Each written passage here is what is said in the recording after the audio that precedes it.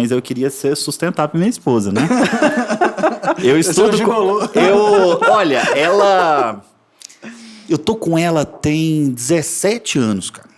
Então a gente estudava na escola e ela me passou de ano. Tipo, ela era a melhor aluna e eu o pior, a vida toda.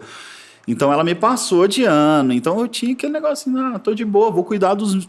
Nós vamos ter filhos e eu vou ser um casal diferente. Eu vou cuidar das crianças e ela é arquiteta. Já sei que ela é muito boa, a melhor aluna, pô, vou, né? Ela vai ser a tia da lancha. E a minha vontade era essa. Aí tudo bem. Aí saí, procurei emprego, achei uma vaga de corretor de imóveis. E a vaga, a descrição dela estava muito boa para mim na época. Era assim, estimativa de ganhos de R$6.000. Para minha realidade, vamos pensar, 10 anos atrás. Eu ganhando 1.000. Nossa. Era 6 vezes o que eu ganhava. Mas era a possibilidade de ganhos. Tinha não uma era um salário, né? né? Estimativa. Isso. Aí, damos o treinamento, não exige experiência. Eu falei, pô, isso é o paraíso. Aí, fui na entrevista, né? Fui na... Olha, tem um detalhe interessante que normalmente eu não conto na minha história, mas minha esposa que lembrou disso. Eu agendei e não fui na entrevista. Você não foi? Não lembro exatamente. Não lembro exatamente o que foi que eu matei a entrevista. Eles ligaram para mim insistindo. Ligaram. Olha, o Ricardo não veio. Vem na entrevista. Insistiram para eu ir. E eu fui. Cheguei lá, conheci o Ronaldo, que hoje é meu sócio, né? Ele é o fundador da MyBroker. A MyBroker estava começando. Tinha 12 corretores, 12 malucos que acreditou na ideia dele. Era uma imobiliária que o Ronaldo também nunca herdou nada, não tinha nada. Então foi uma imobiliária que começou do zero. Você começou junto, então, com a história da imobiliária? Fui da primeira turma, primeira turma de 12 corretores. Então ele assinou meu estágio. E eu fui muito ruim no começo da carreira. Eu era péssimo, não conseguia vender. Eu dei muita desculpa. Quem é bom em dar desculpa não é bom em mais nada, né? Então eu era muito bom em dar desculpa, terceirizei a culpa aí. Demorei quase 8 meses para fazer a minha primeira venda. Ricardo, isso é um ponto importante. E não tem salário, né? Porque às vezes a gente tem mania de ficar terceirizando as responsabilidades que são nossas, né? É culpa do governo, governo A, governo B. Existe mais. Não sei quem, é a crise. E não importa o governo. O mercado imobiliário quando ele tá muito muda, ruim. você muda desculpa. Exatamente. Então quem quer faz, né? Quem não quer arruma desculpa. E aí você ficou ali 8 meses e aí você ficava com essas desculpas. É a crise, é o governo, desculpa, tá muito ruim para vender. Não sabia trabalhar. Tinha uma resistência para aprender. Também, não se sentia motivado também. Até que motivado eu tava. Eu não sabia o que fazer, eu fazia errado. Naquela ansiedade de produzir, eu ficava fazendo coisas inúteis lá dentro. Eu ficava lavando louça das pessoas que sujavam. Então, o corretor, como ele não é CLT, muita gente não sabe como trabalha. Ele vai pro escritório. Não tem, tipo, uma rotina. Você não é um funcionário que tem... Não tem ponto, não tem uma função. Faz isso, atende tal telefone e tal. É diferente de uma função assim. Então você é um autônomo, você é a própria empresa. E eu não sabia. Você tem que ser um PJ. Você tem um CNPJ ou não? Você não precisa PJ. Você é tipo associado. É igual um arquiteto que se vincula a um escritório de arquitetura. Ele é autônomo na maioria das vezes, né? O corretor também é autônomo. Hoje eu aconselho a abrir PJ. E só uma pergunta, Ricardo. Tem diferença do corretor de fazendas e do corretor de imóveis urbanos ou não? Assim, em termos de... Eu sei que tem o CRESSE, né, que é o órgão que regulamenta, mas tem uma especialização diferente dentro do CRESSE ou... Não. É tudo igual.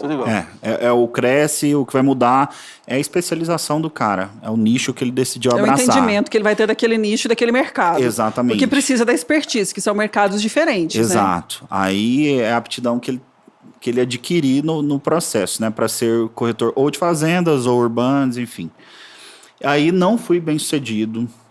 Fui muito mal sucedido essa primeira venda, inclusive foi aquela venda que, sabe quando, não sei se alguém já, vocês são vendedores? Sempre. De alguma coisa? Sim, todos somos. Você teve alguém que já comprou alguma coisa, já se tornou cliente para te ajudar? Várias vezes. Pois é, meu pai comprou para me ajudar, entendeu? Sua primeira venda foi seu pai, Minha primeira venda foi pro meu pai de sangue mesmo e meu pai espiritual, da igreja, né? Então foram os dois, fizeram uma compra aqui no Metropolitan. Olha. Minha primeira venda foi aqui.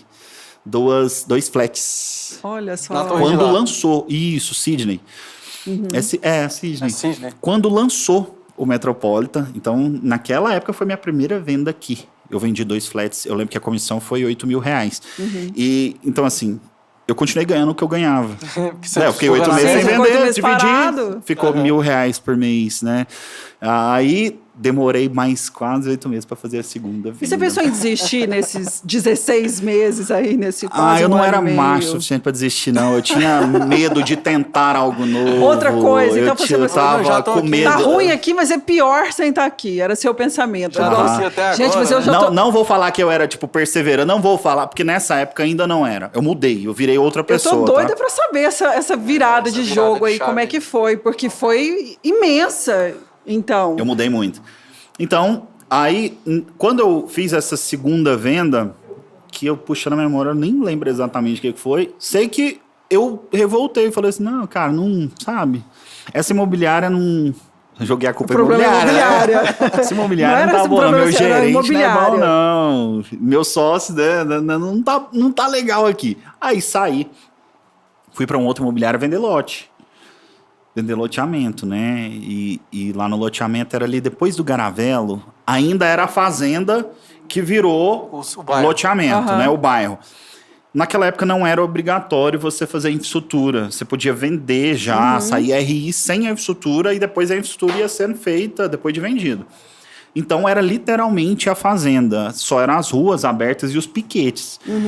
Então tinha gado ainda. Então, assim, na frente do meu plantão, que era uma barraca, tinha uma boca de fumo. Nossa senhora. Na frente, exatamente. Era ali perto do aeroporto sul. Então, na frente, assim, ó, era tudo... Era um bairro sem asfalto, sem nada. Aí eu lembro que tinha uma casa e ela tava com um muro, como se um carro tivesse entrado nele. Aí abriu, aí era lá que era a boca de fumo. Aí os mano ficou brother também, não me incomodava porque era, a gente tava junto ali todo dia. Eu era colega ali deles, né? Brother. Chegava, já cumprimentava. Então, foi ali no loteamento que eu comecei, de fato, a entender o que é ser corretor. Debaixo de uma tenda, no sol de Goiânia. Fazendo plantão, sábado, Fazendo domingo, plantão feriado. todos os dias. Chegava cedo. A barraca era barraca fixa, mas montei muita barraquinha na beira de GO. Esses que você passa, tendas, fez né? as As tendas. tendazinhas. Fiz demais aqui lá, mas o plantão fixo